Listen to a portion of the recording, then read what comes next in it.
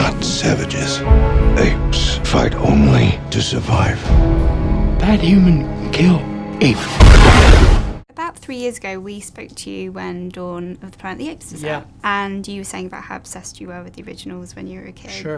How does it feel to be back for the third one? It's amazing. I mean, what's weird is you say 3 years ago, and the truth is that I took off about 4 weeks and then started on this one. I've been working on this for 3 years. So I don't feel like I've come back. I feel like I never left.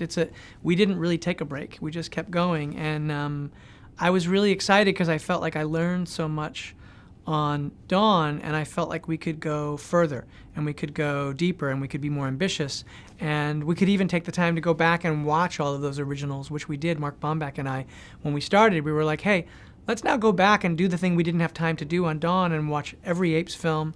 And it was like it was a journey into my past. It was really cool. Bad humans. Soldier. And so being involved in the story quite early on, you Sure. say, sort of 3 years into it. Yeah. How does it feel to see the final product? It's very surreal.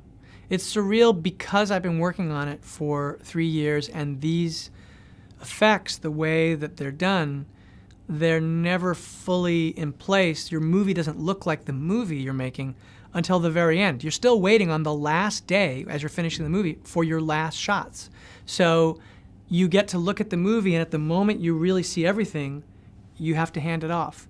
And that was not that long ago. I mean, I would say it was somewhere around 8 days ago that we really finished everything. And I was working around the clock, literally up until that last day. And then suddenly it was like, okay, so can you go get on a plane and now talk to everybody about it? And I was like, wait, we just finished. Is it done? So that part's really surreal, because you know, every day you work on something and then all of a sudden somebody says, okay, that's it. And you're like, it's very strange. Years from now, your children will ask you, what did you do in the greatest war? And you can tell them, I fought to protect this world. And obviously this one is very predominantly motion capture and CGI, Yeah, like for sure. hardly any human sort Yeah, of that was one of the contact. things, and that was one of my ambitions. I felt like through these 3 films, we had finally earned being a fully ape point of view movie, and that's what we did. But that was very challenging because it meant that we would have far more ape shots than we ever had, and that's challenging in terms of how you shoot it. It's challenging in terms of how you edit it, and I just felt like it would be a singular experience to have that intimate an experience with Caesar and the apes on this journey. I think you succeeded. Oh, I mean, thank it was, you. Yeah, it was great to Thank see, you. like you said, from the apes' point of view. We created them. But now,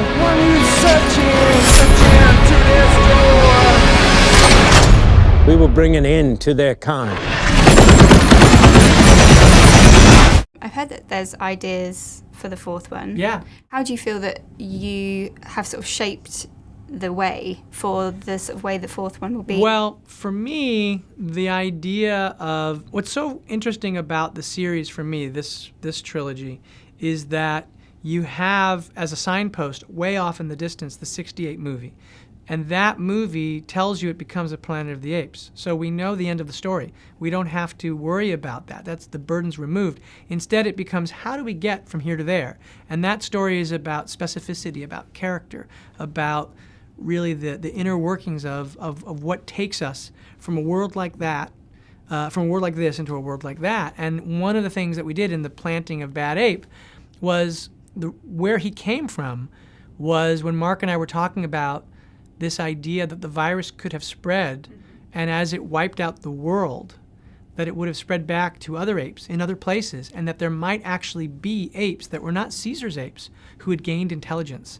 And there could even be not just pockets of, you know, 1s and 2s the way that Bad Ape is, but there might even be colonies of apes. But they wouldn't have had the benefit of Caesar's leadership. And so it's possible that in future stories, the conflict is not just between human and ape, but maybe apes and other apes. Awesome. Yeah. Sounds great. Yeah, excited. No mercy, no peace. This is war. Apes together, stronger. We have a lot of Cineworlders who love going to the cinema, Yeah. massive film fans.